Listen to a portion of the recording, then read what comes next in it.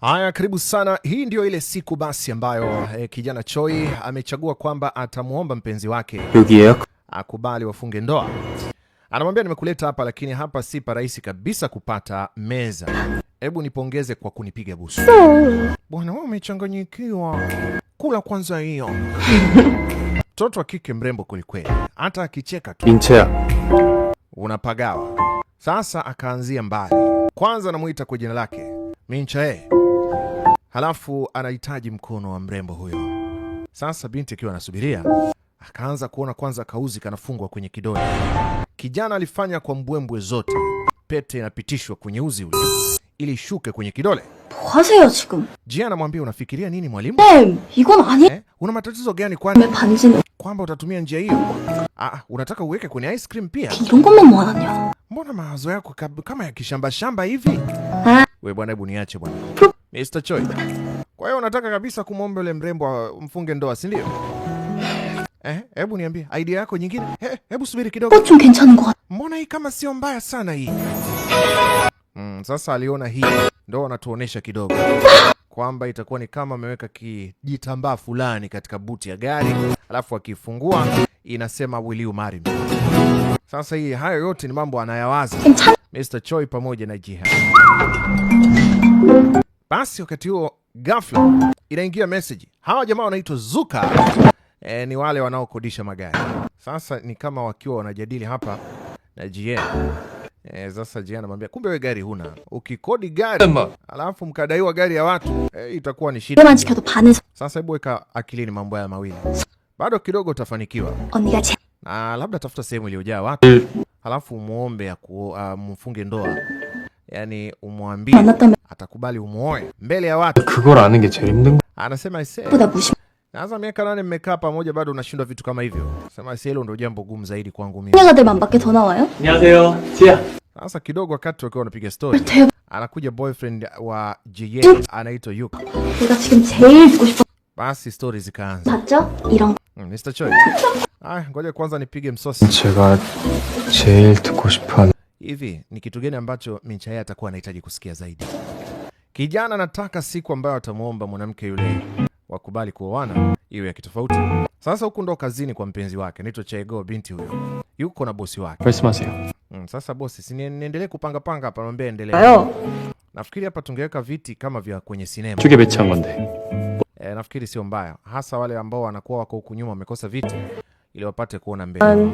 의자도 분명 작. Lakini pia hiki si kitu tu ambacho tunasema ni cha kisanii. Hii ni kazi ambayo inahitaji professionalism. Mtu na bosi wake anapiga story. Pale Mr. Choi yuko busy akiwa anawaangalia Jie pamoja na boyfriend wake anaitwa Yuka. Kidogo akasogea hapo kwa Jie. Jie, 혹시 hivi unafahamu jinsi ya kutengeneza hii? 어떻게 이런 생각을? Wewe umekujaje na hii idea? 진짜 감동. Aisee, hii ataipenda, itakuwa kali sana. 부탁할게. Nataka labda utengeneze namna fulani hivi kama michoro hivi. Binti akakubali. 30분도 안 걸려. Nafikiri haitachukua zaidi ya dakika 30. 친한 생각하고 있어요. Sasa inabidi sasa hivi uanze kufikiria utaongea naye kuhusiana na nini. 랑 결혼해야겠다. 이런. Yaani inatakiwa utafute cha kumueleza. 파이팅. Unaweza Mr. Choi. 최불과 최웅. 역시 최웅. Yaani mfanye ajue kwamba wewe basi hauwezi kupata replacement yako. Msaidizi. 끝이야.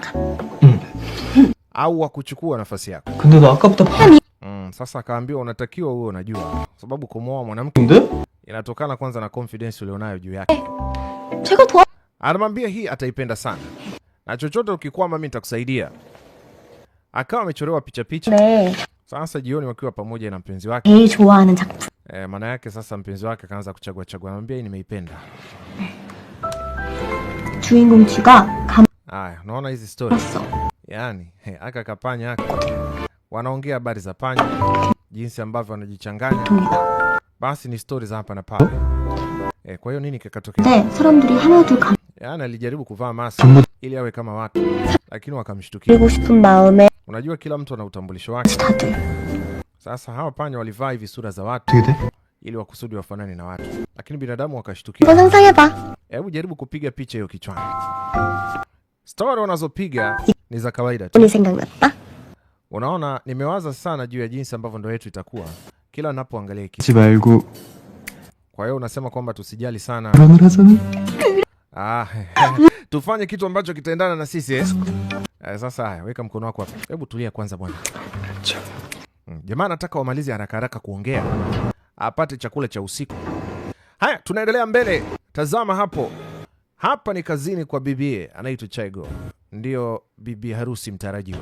Boyfriend wake sasa Mr. Choi, Wung Choi, anakuja mle kazini mida ya mchana. Akiwa anatafuta tafuta, akaona sehemu ya loka ambapo ndiko mpenzi wake anapohifadhia vitu vyake.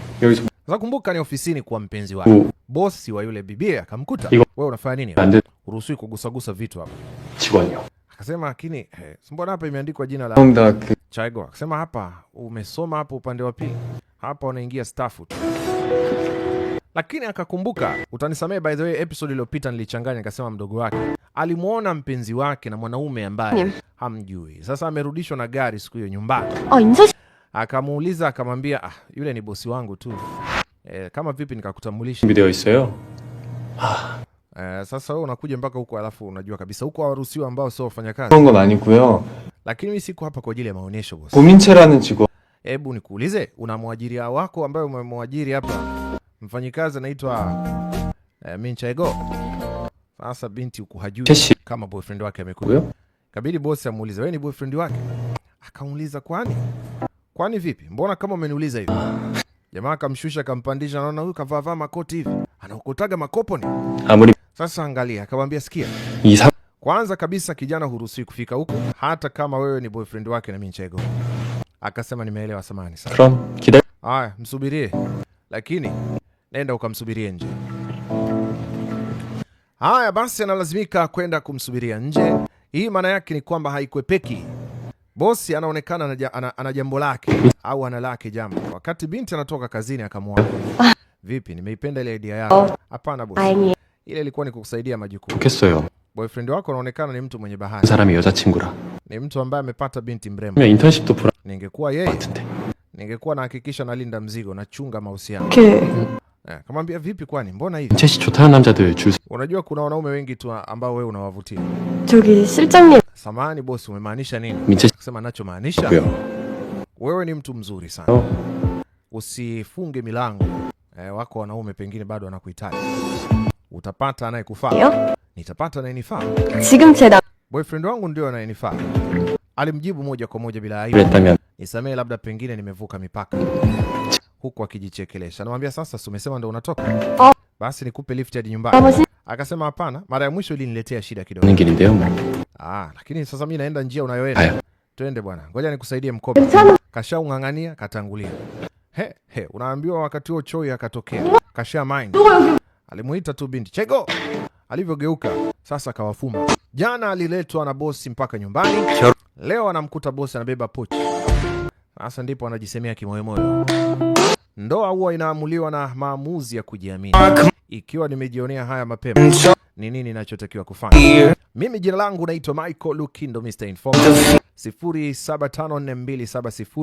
0754270937 nipigie, ama WhatsApp ni 0658270937. Nitafute uweze kujipatia YouTube channel yako. Nunua akaunti bora ambayo imetengenezwa vizuri kama website. Inaweza kupatikana vizuri na kirahisi katika mtandao, itakayo kutengenezea mapato ndani ya siku 21 za mwezi, na utakuwa unapata manufaa zaidi. Kumbuka sasa hivi content creator wanatambulika hata kwetu Tanzania, na rais ametenga zaidi ya bilioni 2 kuwa support content creator. Unasubiri nini? Kwa wale wasiojua nini wanachoweza kuweka, nimewaruhusu pia, mnaweza kuwasiliana nami tukajadili juu ya movie ambazo nimekuwa nikizifanya. Pengine tunaweza kuongea jambo na wewe ukawa unafanya movie vile vile. Nitafute, wala si gharama za kukushinda. Hiki ni kipande kinachofuata. Kijana alikuwa anatuma ujumbe akitaka kusema Merry Christmas. Sasa ametuma ujumbe kwa bahati mbaya, akaandika Merry Me. Ni kitu ambacho alikuwa hakitarajii. Sasa kimeshatokea. Sema hii sasa itakuwaje? Wakati anatafakari, akapata idea moja. Akasema hebu ngoja nijaribu hii. Akaanza kuandika kabarua.